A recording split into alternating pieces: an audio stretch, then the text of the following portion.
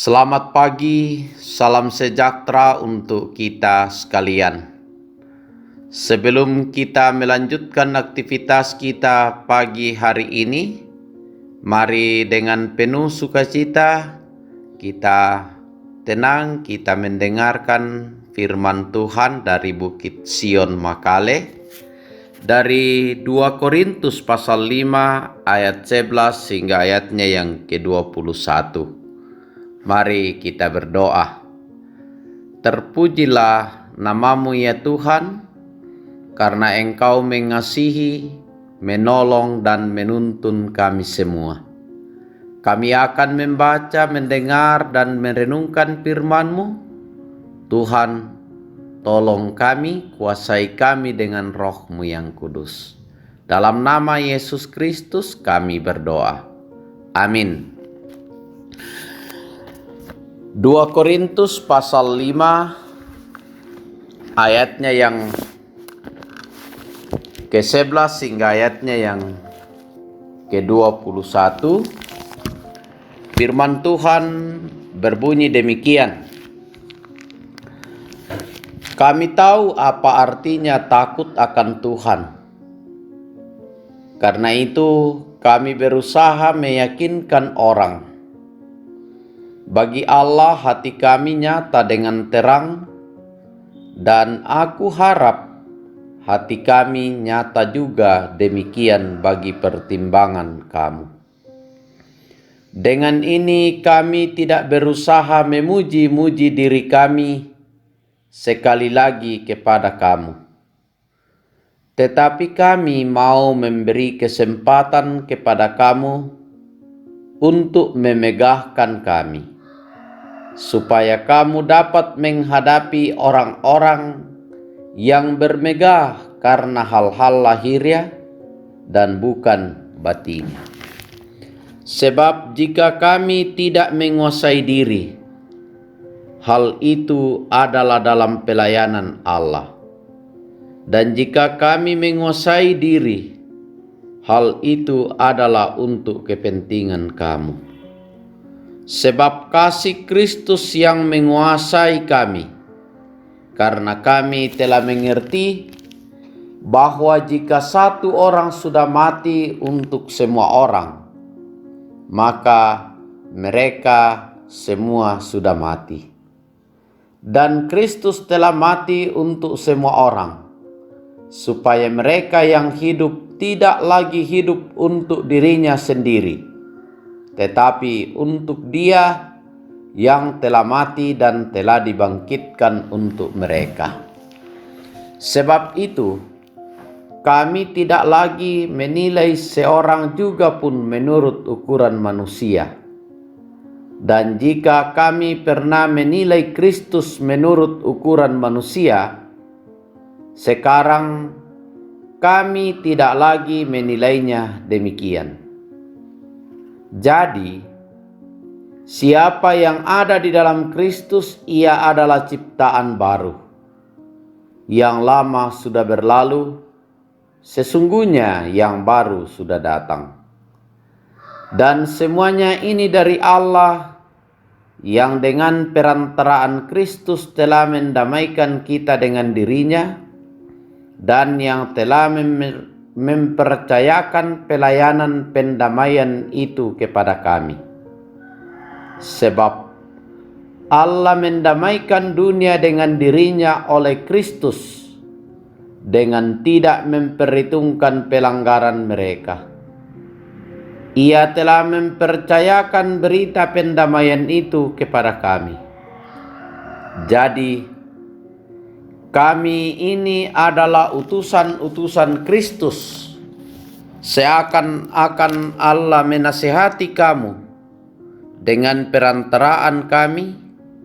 Dalam nama Kristus, kami meminta kepadamu, berilah dirimu didamaikan dengan Allah. Dia yang tidak mengenal dosa, telah dibuatnya menjadi dosa karena kita, supaya di dalam Dia kita dibenarkan oleh Allah. Amin. Bapak Ibu, saudara-saudara yang dikasihi Tuhan, selamat pagi. Pagi ini kita mendengar firman Tuhan dari 2 Korintus pasal 5 ayat 11 hingga ayatnya yang ke-21. Dalam renungan harian Toraja diberikan tema jangan salah menilai. Da anna ditimbang salah. Bapak Ibu, saudara-saudara yang dikasihi Tuhan, tidak banyak orang yang mengenal sosok Susan Boyle. Sebelum ia mengikuti audisi dalam acara televisi Britain Got Talent, sebuah acara pencarian bakat di Inggris. Usianya 47 tahun.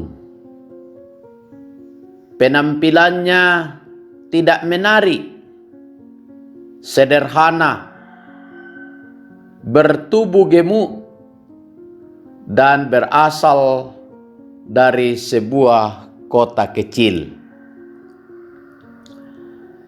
Ketika ia memperkenalkan dirinya di atas panggung, juri dan penonton tertawa meremehkan. Namun saat ia mulai menyanyikan lagu I Dreamt a Dream, sebuah lagu dari kisah drama musikal Les Miserables, suara soprannya membuat semua orang tercengang dan terpesona. Harus diakui bahwa pada umumnya kita begitu mudah menilai orang lain berdasarkan penampilannya. Di pikiran kita sudah ada stigma tertentu, sehingga tanpa sadar kita menilai, mengukur seseorang berdasarkan pikiran kita. Jarang sekali penilaian kita itu didasarkan pada hasil yang telah dicapai seseorang. Sekali lagi, jarang sekali kita menilai hasil yang dicapai seseorang. Bapak Ibu, saudara-saudara, dalam suratnya yang kedua kepada jemaat di Korintus, Paulus mengakui bahwa ia dahulu menilai Yesus berdasarkan ukuran manusia, sehingga ia membenci para pengikutnya. Namun kasih Kristus telah membuatnya sadar bahwa ia salah menilai Kristus. Ia mengajak jemaat untuk tidak melakukan hal yang sama. Dalam ayatnya yang ke-17, jadi siapa yang ada di dalam Kristus, ia adalah ciptaan baru. Yang lama sudah berlalu, sesungguhnya yang baru sudah datang. Sebagai ciptaan yang baru di dalam Kristus, seharusnya setiap orang bisa menguasai diri, terutama pikiran, tutur kata, tindakan, dan lain sebagainya. Paulus sadar betapa sulit bagi orang-orang untuk menerimanya sebagai utusan Kristus karena masa lalunya yang jahat. Namun penilaian orang tidak membuatnya mundur dan menyerah dari pelayanan. Sekali lagi, siapapun yang ada di dalam Kristus, ia adalah ciptaan baru. Ia akan bermegah karena kemuliaan Allah, mampu menguasai diri, dan mengakui adanya kuasa dari kasih Kristus.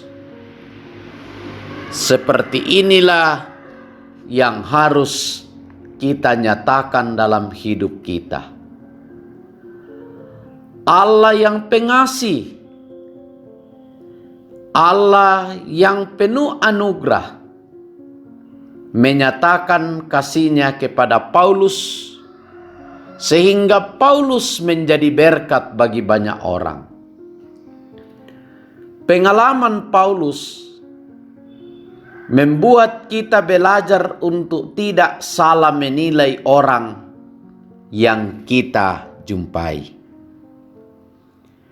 Mari kita menghayati kasih Tuhan di dalam hidup kita dan menjalani hidup dengan senantiasa bertanya mengenai kehendak-Nya terhadap hidup kita.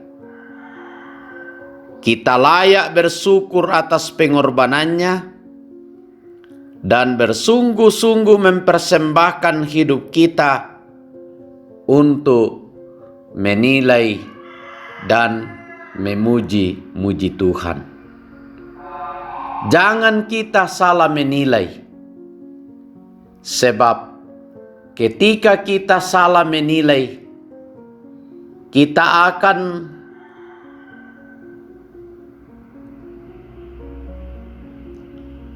melakukan hal-hal yang tidak berkenan di hadapan Tuhan. Pakailah hidup kita, pakailah pikiran kita untuk menilai seseorang berdasarkan hasil yang dicapainya. Kiranya Tuhan menolong kita semua. Amin. Terpujilah Tuhan yang mengasihi kami, sehingga kami tidak salah menilai dalam hidup anugerah-Mu ini. Terima kasih kami boleh mendengarkan firman-Mu. Terima kasih kami boleh dinasehati firman-Mu pagi ini. Kasihani dan tuntun kami ya Tuhan, di dalam melaksanakan aktivitas kami hari ini. Tolong kami semua, segarkan kami.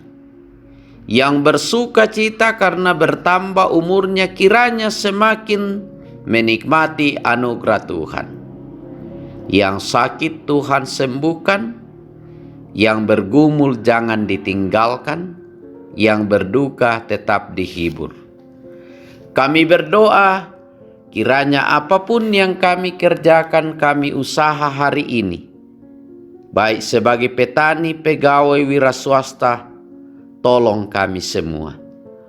Berkati pemerintah kami, agar kedamaian di muka bumi ini tetap berlangsung dalam naungan dan tuntunan Tuhan.